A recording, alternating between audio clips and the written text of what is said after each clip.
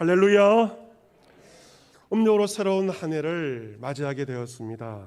음력으로 새로운 한 해를 맞이하는 성도 여러분들에게 올해 교표처럼 새해를 향하신 하나님의 은혜와 평강이 충만함으로써 최고의 한 해, 기적의 한 해가 되시기를 기원합니다. 아멘. 우리 이 시간 밝은 표정으로 우리 앞뒤자로 인사하시겠습니다. 인사말은 새해 복 많이 받으세요. 인사하겠습니다. 인사하십시다. 새해 복 많이 받으세요.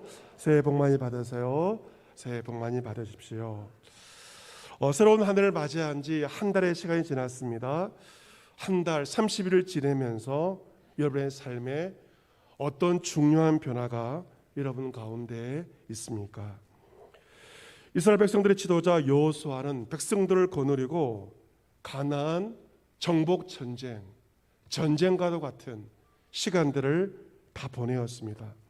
젖과 꿀이 흐르는 땅을 너희 후손에게 주리라 아브라함에게 약속하신 언약이 400년이 지나서 마침내 여호수아 때 성취가 되었습니다.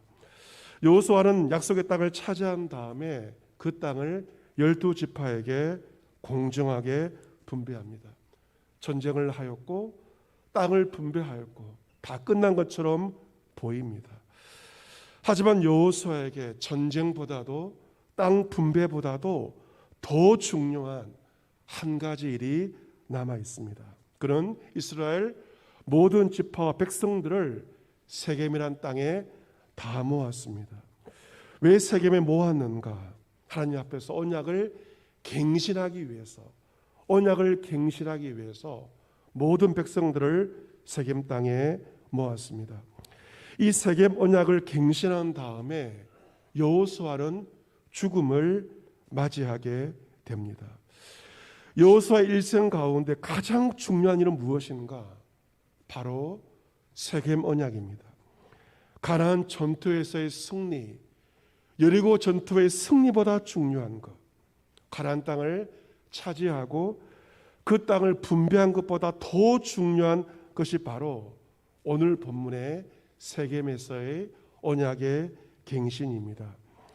이 세겜은 이스라엘 역사 가운데 너무나도 중요한 곳입니다. 하나님께서 믿음의 선조 아브라함에게 세겜 땅에서 만나 주십니다. 하나님은 아브라함이 나타나셔서 너의 후손들에게 이 가나안 땅을 젖과 꿀이는 이 좋은 땅을 너의 후손에게 주시겠다 약속하셨는데 바로 그곳이 세겜입니다.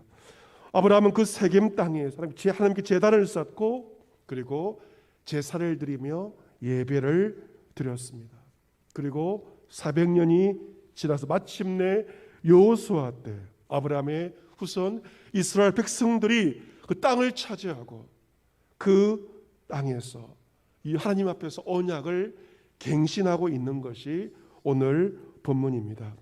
본문 여호수아 24장 1절부터 13절까지 해서 읽질 않았지만 여호수아는 하나님께서 행하신 구원의 역사를 회고하고 있습니다.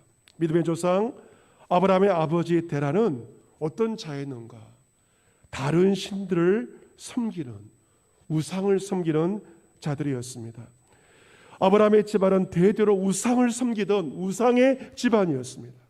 하지만 하나님께서 믿음의 조상 아브라함을 끌어내셔서 거룩하신 하나님을 섬기게 하신 것입니다. 여러분, 믿음의 시작은 어떻게 시작됩니까? 사람이 하는 것이 아니라 하나님께서 끌어내심으로 믿음의 역사가 시작이 되는 것입니다. 저와 여러분도 마찬가지죠. 우리의 가정과 가문은 과거 대대로 우상을 섬기던 사신 우상을 섬기던 가문이지 않았습니까? 하나님께서 이끌어내셨기에 우린 지금 하나님을 섬기고 있는 것입니다. 아브라함을 이끌어내서 부르신 하나님은 그 후손들 이스라엘 백성들을 위해서 가나안 모든 전투에 친히 싸우셨습니다. 마침내 기업 약속의 땅 가나안 땅을 약속의 땅을 주신 것입니다. 아브라함에게 하신 그 세겜의 언약과 약속을 하나님께서 친히 이루시며 성취하시는 것입니다. 그 놀라우신 주의 은혜, 부르시고 싸워주시고 땅을 주신 그 은혜를 입은 하나님의 백성들이 해야 할 것은 무엇인가? 그것은 바로 하나님을 섬기는 것입니다. 오늘 본문에 하나님을 섬긴다는 단어가 반복하여서 등장하고 있습니다.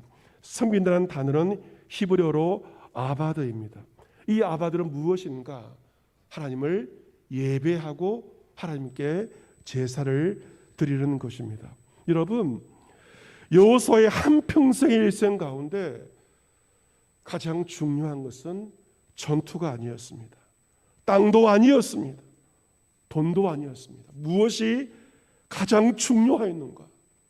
바로 하나님을 섬기는 예배, 그것이 가장 중요하였습니다. 본문 14절을 우리 같이 한번 크게 읽어보겠습니다. 14절 같이 읽습니다. 시작. 그러므로 이제는 여호와를 경외하며 온전함과 진실함으로 그를 섬기라. 너희 조상들이 강 저쪽과 애굽에서 섬기던 신들을 치워버리고 여호와만 섬기라. 아멘. 오늘 본문에도 여호와를 섬기라는 말씀이 두 번이나 반복이 되고 있습니다. 여러분, 두 마음으로 여호와를 섬길 수 없다는 것이죠. 그래서 치워버려야 할 것들 다 치워버리라고 말하고 있습니다. 하지만 그 조상들 어떻게 하나님을 섬겼습니까? 하나님을 섬긴다고 하면서 마음 한켠에서는 요단강 저쪽 메소포타미아에서 섬기던 신들, 애굽의 사신 우상들을 섬기면서 그들은 하나님을 함께 섬긴 것입니다.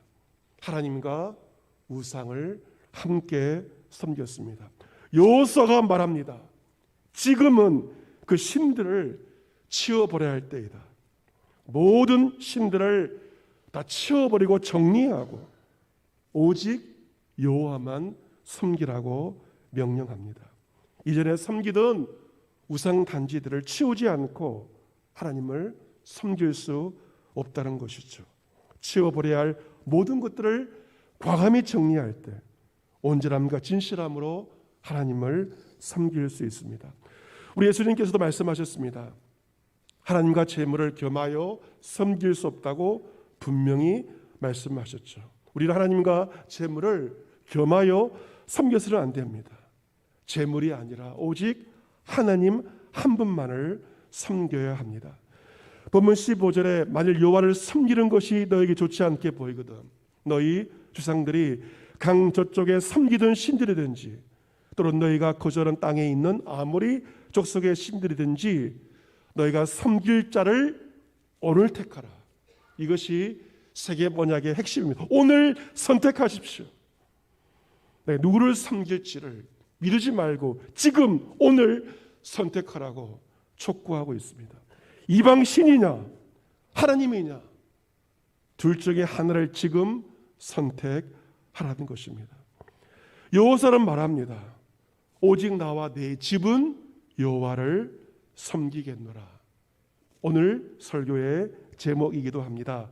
같이 해보겠습니다. 오직, 크게 오직 나와 내 집은 여호와를 섬기겠노라.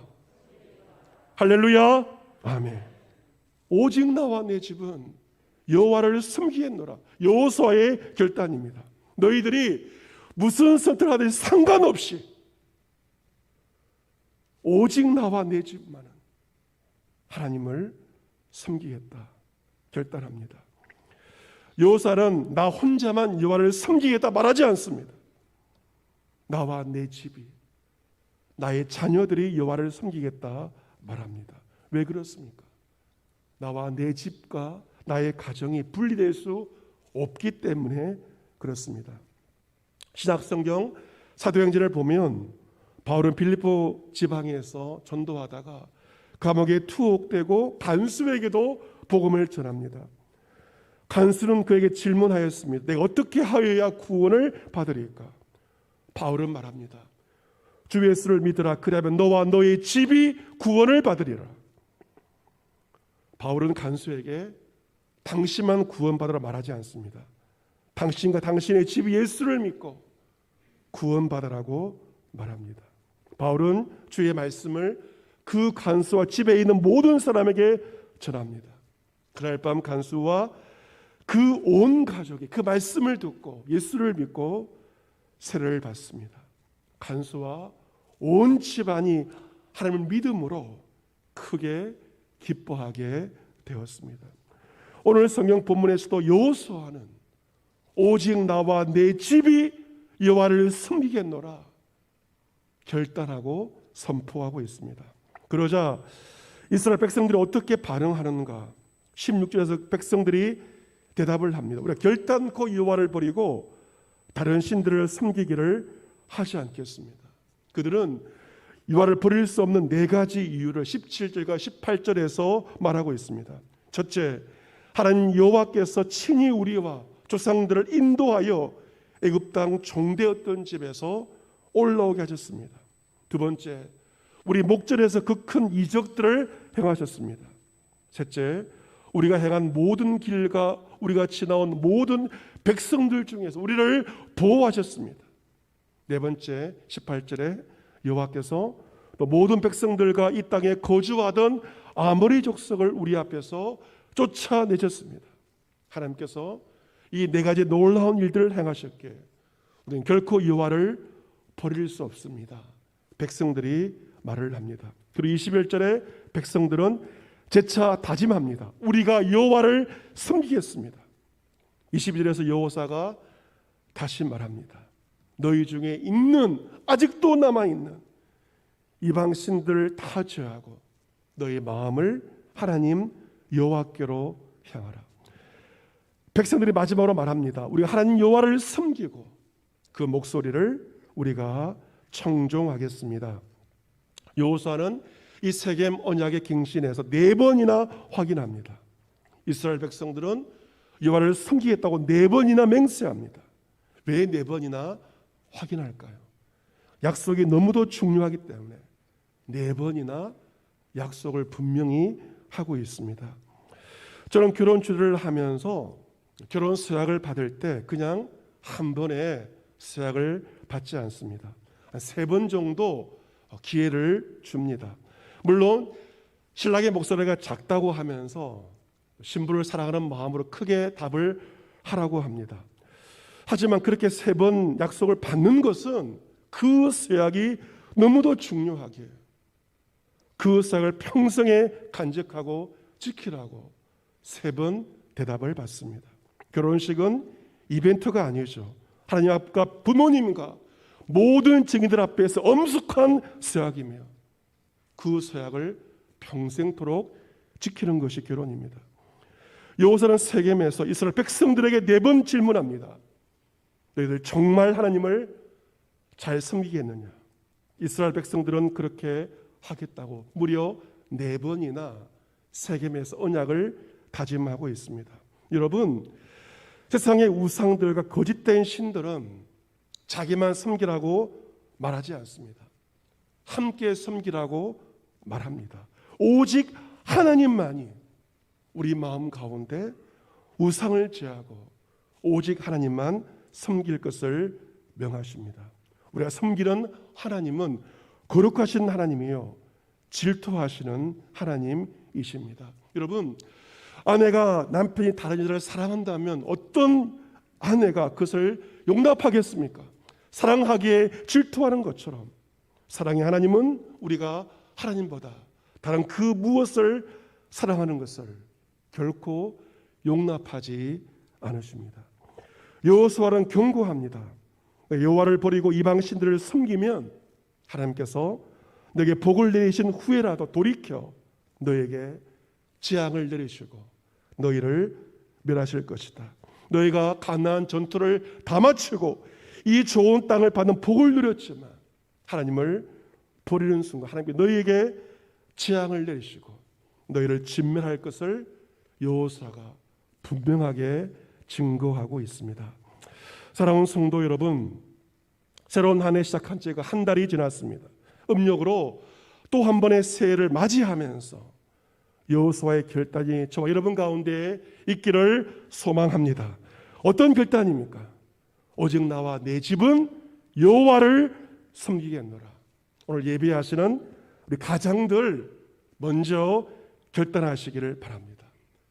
가장이 결단할 때 여러분의 가정과 자녀들은 하나님을 섬기게 될 것입니다. 가장에게 많은 역할들이 있습니다. 경제를 책임지고 또 요즘에는 집안 살림도 함께하는 그러한 가정 역할도 있지만 가장 중요한 가정 역할이 무엇입니까? 하나님을 섬기게 하는 것. 모든 식구들이 하나님을 섬기도록 하는 것이 하나님께서 가장들에게 부여하신 가장 중요한 미션임을 가장들은 잊지 마셔야 합니다. 가장이 여의치 않은 경우 식구들 가운데 한 사람이라도 이렇게 결단할 때 여러분의 가정은 하나님을 온전히 섬기는 가정으로 세워지게 될 것입니다. 여러분, 가정 예배가 무엇입니까? 가정 예배란 우리 가정이 하나님을 섬긴다는 증표입니다. 우리 가정이 하나님을 섬긴다는 것은 우리 가정이 하나님께 예배를 드린다는 것을 가리킵니다. 가정 예배란 가정 식구들의 모두의 마음이 하나님을 향해 있다는 고백입니다. 여러분이 가정에서 예배할 때 여러분의 가정은 하나님을 예배하는 거룩한 성소가 될 것이며 여러분의 가정은 작은 교회가 될 것입니다. 우리는 지난 2년간의 코로나 팬데믹을 겪으면서 많은 것을 대가를 지불했습니다. 그러면서 무엇이 소중한지를 알게 되었습니다. 이 가정의 소중함을 코로나 팬데믹을 통해서 알게 되었습니다. 2년간의 코로나 팬데믹을 통하여 값비싼 대가를 지불하며 얻은 교훈이 무엇입니까? 가정이 정말 소중하고 우리의 가정이 하나님을 섬기는 예배의 공동체가 되어야 함을 우리는 교훈으로 얻게 되었습니다. 가정 예배는 우리 신앙의 최후의 보루입니다. 여러분께 가정 예배를 잘 드리기 위해서는 일정한 시간을 정하시고 지켜야 합니다. 시간을 정해놓지 않으면 이러저러한 이유로 예배를 드릴 수가 없습니다. 주일날 교회가 정한 시간을 정해놓고 성도들이 예배 드리는 것처럼 가정 예배도 장소를 정해놓으시고 정해진 시간에 식구들이 모여 예배를 드리셔야 됩니다. 가정 예배를 정한 장소, 정한 시간을 규칙적으로 드리는 습관을 올 한 해 가지셔야 됩니다. 오늘부터 설 명절 연휴가 시작되지 않습니까? 가족 친지 흩어져 있다가 모이는 설 명절입니다. 기독교인들은 차례 대신 설 가정 예배를 드리면서 돌아가신 부모, 조상을 기억하고 하나님의 은혜를 마음에 새기고 있습니다. 그 설 명절의 가장 핵심은 가정 예배를 드리는 것입니다. 가정 예배의 인도는 가장이 맡는 것이 좋습니다. 하나님께서는 가장에게 가정 영적 권위를 부여하셨기 때문에 가장이 예배를 인도하십시오. 예배의 진행과 설교는 가장이 맡되 기도와 말씀의 봉독은 자녀와 손주가 담당하므로 가족 전체가 예배에 참여하는 것이 좋습니다. 가정에 새 예배를 드리면서 새 식구들의 소망과 기도의 제목을 나누고 서로를 기도하고 축복하는 시간을 꼭 가지시기를 바랍니다. 서로의 이야기를 경청한 다음에 연장자가 축복 기도를 해준다면 좋은 분위기 속에서 가정 예배를 드릴 수 있을 것입니다. 100년을 사는 동안 터득한 삶의 지혜를 말하고 있는 철학자 김형석 교수님이 계십니다. 100년의 삶의 지혜가 있습니다. 그런데 김형석 교수님의 큰아들 역시 철학자입니다. 아버지의 뒤를 이어서 철학과 교수를 하다가 은퇴를 하였습니다. 그 김형석 교수와 큰아들의 부자간의 이야기가 몇 년 전 KBS 인간극장에 나온 적이 있습니다. 그 큰아들의 증언에 의하면 아버지 김형석 교수는 집에서 늘 식구들과 함께 가정 예배를 드렸다는 것입니다.